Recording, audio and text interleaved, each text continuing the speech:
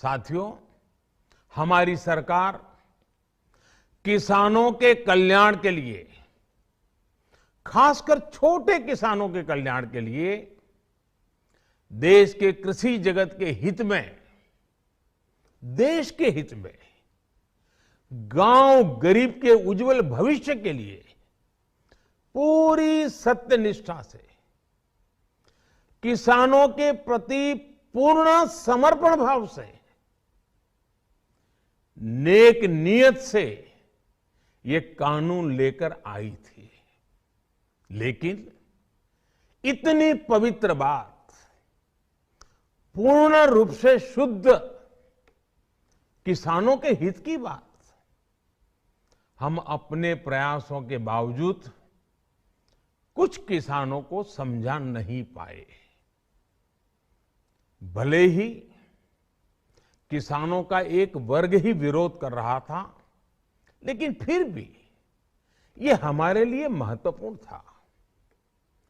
कृषि अर्थशास्त्रियों ने, वैज्ञानिकों ने, प्रगतिशील किसानों ने भी उन्हें कृषि कानूनों के महत्व को समझाने का भरपूर प्रयास भी किया।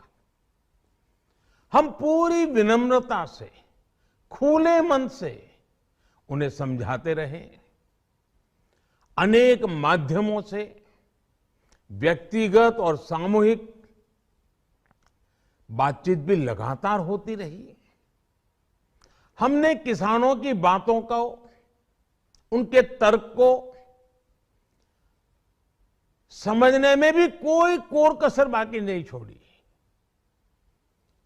कानून के जिन प्रावधानों पर उन्हें ऐतराज था, सरकार उन्हें बदलने के लिए भी तैयार हो गई। 2 साल तक हमने इन कानूनों को सस्पेंड करने का भी प्रस्ताव दिया। इसी दौरान ये विषय माननीय सर्वोच्च न्यायालय के पास भी चला गया। ये सारी बातें देश के सामने है, इसलिए मैं इनके अधिक विस्तार में नहीं जाऊंगा। साथियों, मैं आज देशवासियों से क्षमा मांगते हुए सच्चे मन से और पवित्र हृदय से कहना चाहता हूं कि शायद हमारी तपस्या में ही कोई कमी रही होगी, जिसके कारण दिए के प्रकाश जैसा सत्य कुछ किसान भाइयों को हम समझा नहीं पाए।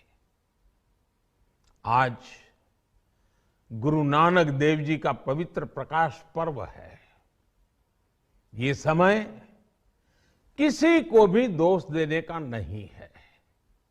आज मैं आपको, पूरे देश को ये बताने आया हूं कि हमने 3 कृषि कानूनों को वापस लेने का, रिपील करने का निर्णय लिया है। इस महीने के अंत में शुरू होने जा रहे संसद सत्र में, इसी महीने में, हम 3 कृषि कानूनों को रिपील करने की संवैधानिक प्रक्रिया को पूरा कर देंगे। साथियों, मैं आज अपने सभी आंदोलनरत किसान साथियों से आग्रह कर रहा हूं, आज गुरु पर्व का पवित्र दिन है। अब आप अपने अपने घर लौटे, अपने खेत में लौटे, अपने परिवार के बीच लौटे।